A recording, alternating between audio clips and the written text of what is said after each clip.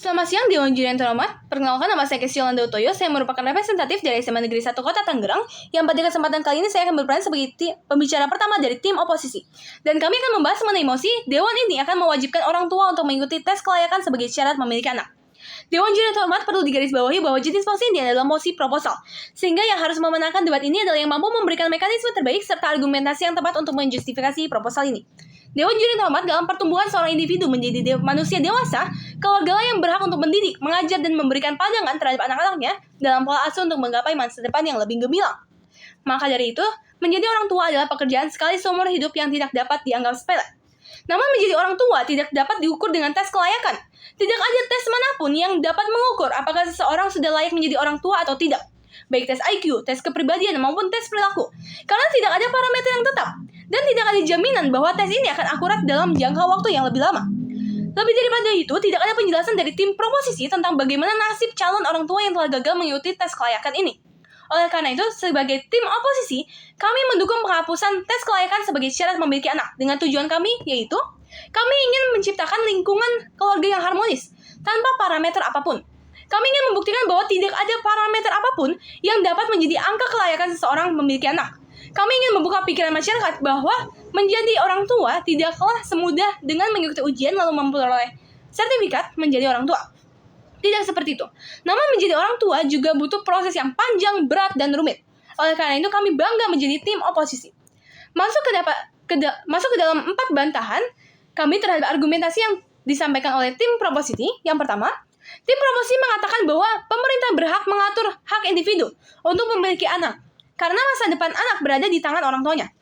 Amines, kami mengatakan bahwa itu adalah pemikiran yang salah. Dewan Juri yang terhormat, kita berada dalam negara republik yang menjamin akan kebebasan hak-hak warga negaranya.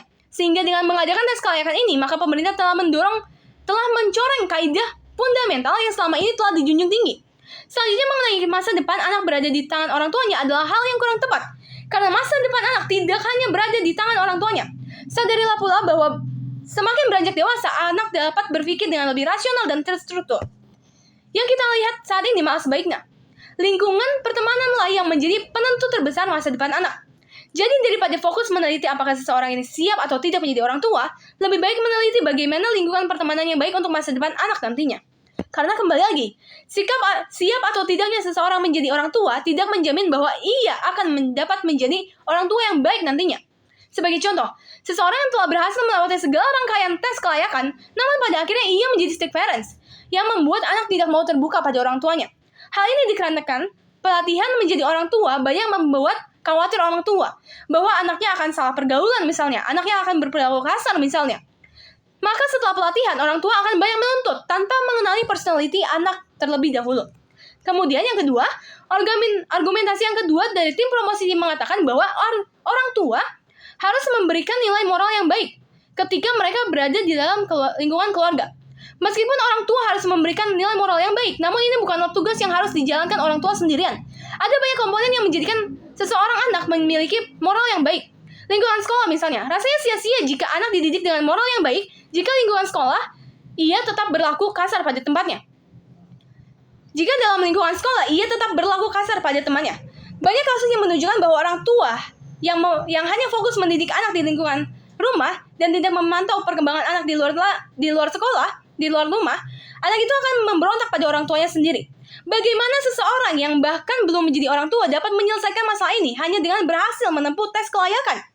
Selanjutnya, pihak pemerintah juga menyinggung terkait aksesibilitas, bahwa semua orang tua akan mendapatkan referensi yang sama untuk mendidik anaknya. Amines, menurut kami itu adalah solusi yang tidak akurat dan tidak rasional. Bagaimana hanya dengan tes kelayakan seseorang dapat langsung mengimplementasikan semua referensi pada pola asuh tersebut? Setelah semua pelatihan dan tes kelayakan ini pula, orang tua harus melihat sifat, pemikiran, dan perilaku dari sang buah hati terlebih dahulu, sehingga referensi yang diberikan tidak akurat sama sekali. Karena setiap anak mempunyai ciri khas masing-masing, punya potensi masing-masing, dan punya waktunya masing-masing untuk mendapatkan cara pola asuh yang berbeda-beda pula. Kemudian daripada itu, tim proposisi mengatakan bahwa tes kelayakan akan membangun kesadaran para calon orang tua. Tentu saja, calon orang tua pada dasarnya ingin memiliki anak. Jadi sudah sepatutnya mereka memperhatikan dalam pelatihan. Mereka menjawab semua soal dengan benar. Mereka berperilaku baik. dengan tujuan mendapat sertifikat untuk lulus menjadi orang tua. Namun apakah semua yang telah mereka pelajari 100% akan mereka terapkan demi menunjang masa depan anaknya? Sebagai perumpamaan, seorang mahasiswa yang telah lulus berkuliah, seberapa besar mereka akan mengimplementasikan semua yang mereka pelajari dalam dunia kerja? Ini membuktikan bahwa pada hakikatnya tidak ada pretest untuk menjadi orang tua. Semua orang tua harus menyesuaikan situasi dan kondisi anaknya kelak.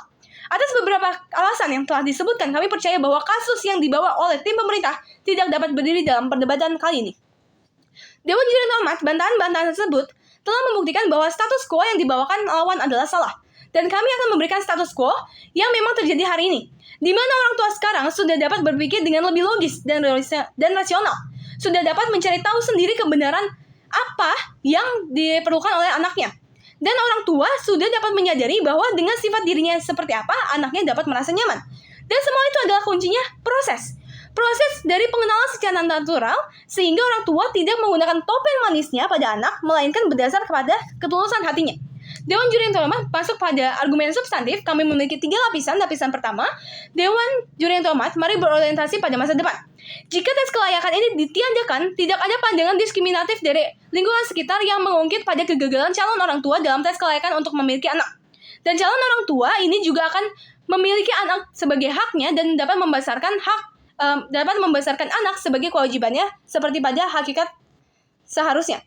Lapisan kedua, Dewan Juri yang terhormat, marilah kita jadi realistis. Bagaimana kita hidup di dunia dengan finansial yang tidak memadai? Pemerintah menggunakan ahli profesional dalam tes kelayakan ini. Pemerintah menggunakan psikiater dan psikolog dalam pelatihannya. Namun tidak menjelaskan seberapa besar biaya yang akan dikeluarkan oleh calon orang tua ini nantinya.